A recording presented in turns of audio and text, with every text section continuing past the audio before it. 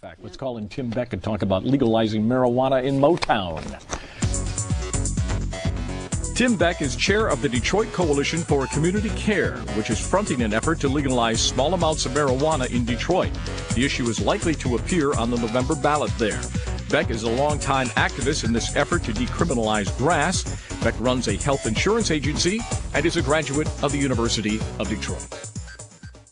Well, the initiative is Detroit-related, period. There's not a lot of Tea Party people, in Detroit, okay? But there is a lot of anger, in Detroit about the almost a complete breakdown, within the city of Detroit and within the political culture. So smoke a little grass and everything will be all right? Well, that could be helpful for some people, and but the logic here is that there is anger, in terms of the Detroit Police Department and alleged arbitrary and capricious behavior on the part of the department, and people just don't even want to call the police about crimes anymore. And I think there's especially anger with respect to what's perceived as victimless crimes. Let's put it that way. And our law is very conservative.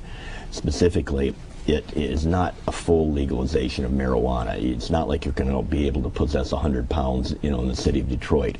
It's very specific, and it says that the possession or use of an ounce or less of marijuana on private property by anyone who has attained the age of 21 years will no longer be a crime under the Detroit City Code. So that's pretty conservative. And specifically, again, there were over 1,500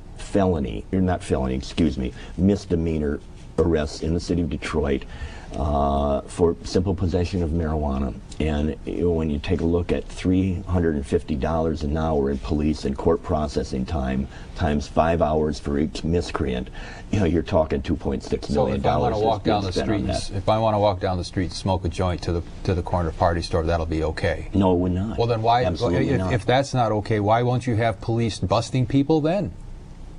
Well, maybe they won't. Because, again, if you look at your own Free Press, on June 4th, Warren Evans, for some reason, after our petition was certified, he said, well, we're not arresting minor marijuana users anymore, minor drug users. We're just going after big dealers. Well, what's the end game? But the point is, look, here's, let me be specific.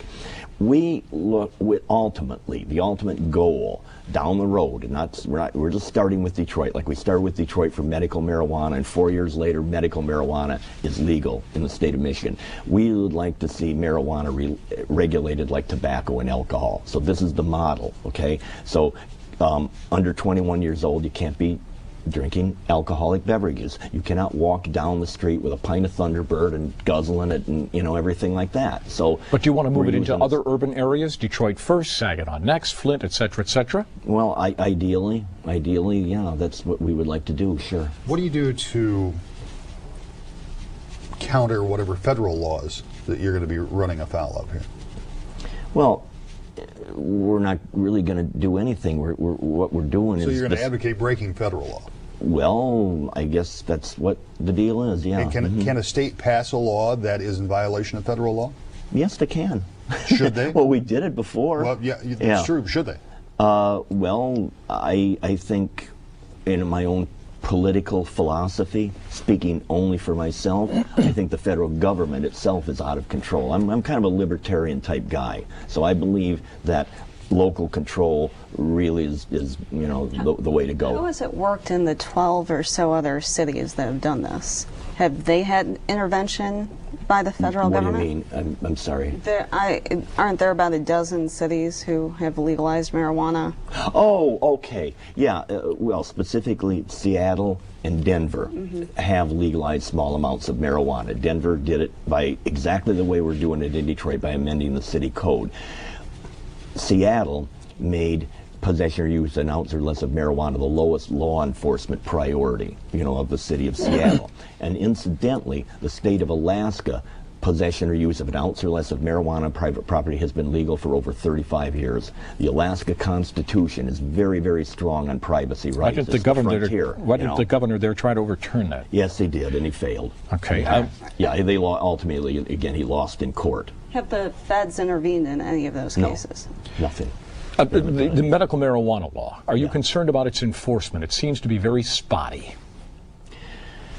Well, you know, again, speaking only for myself, and well... But you were involved in this movement, Well, sir. of course I was. And the fact of the matter is, I kind of believe like Mike Cox does. Now, we tried to work with Mike Cox to come up with some kind of uniform standard. He said he didn't want to play. Well, that's right. He wasn't really interested. He felt it should be up to the local jurisdiction in each particular county, each particular city. And I find that philosophy to be consistent with my own.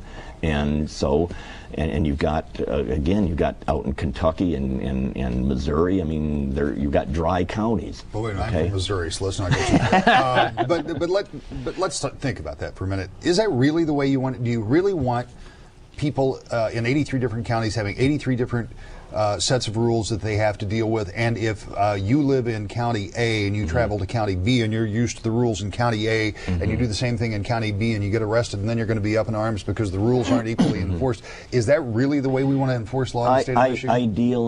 Ideally, it would be good, maybe, you know, and I think this thing is evolving now.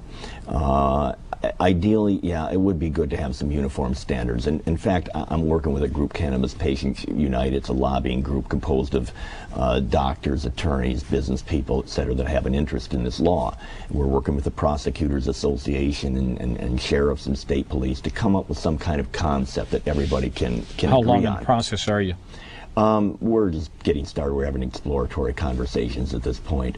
But bottom line is that we'd like to have, as I say, some kind of consensus because, well, yeah, just because of the problem that you've come out with. But again, there's a sizable proportion of the public that thinks legalizing marijuana would be a bad thing. If you legalize it, you're going to have more use of it. If you have more use of it, you're going to have more people driving under the influence. You're going to have all kinds of other social problems. I mean, is that the signal you want to send in a city that has just been rife with scandal and all kinds of problems? I'm sorry, I disagree with your premise. Okay, and I don't believe that many people believe that.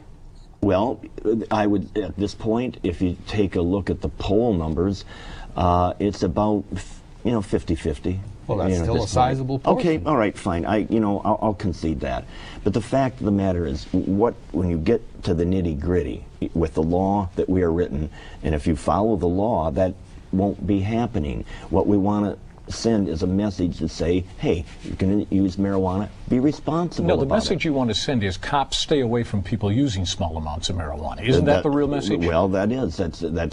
We're sending a number of messages, but the primary message is in Detroit. This town, if we don't start getting creative, we're headed for receivership. So there is a budget freight train headed. Okay, so if your initiative passes, should we pass really high taxes on pot to help the budget problem there? That would be delightful. I think everybody would be supportive of that. And it's on the ballot in California. Excuse me? That wouldn't go against your libertarian philosophy? The fact of the matter is, some taxes are necessary. Why didn't you put that in your proposal? Well, because... You're afraid it would kill it. Well, the more complicated you get, the less possibility your thing is going to pass. That's one sentence. We wanted to it's one sentence. That's right. It's not complicated. I agree. We will charge you to do this. Huh? Well, again, it comes down to... I don't believe that the city of Detroit has the power to really do that and to enforce a tax, kind of thing. How do you enforce a provision that you can only have 1 ounce in your home? I mean, that's unenforceable.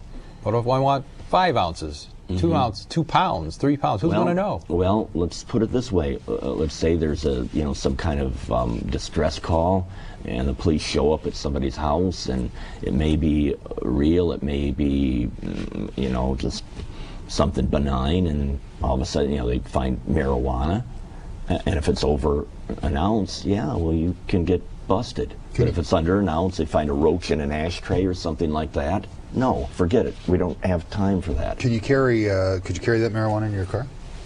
In your car? Well, well, I mean, what is this? Yeah, of course. You can't be using it. You can't be using it in the car. What we're doing... Just one more quick question. If you can possess it... Yeah. Well, a car is a private, okay, private if you can property. possess it, then where do you buy it? And if you buy it...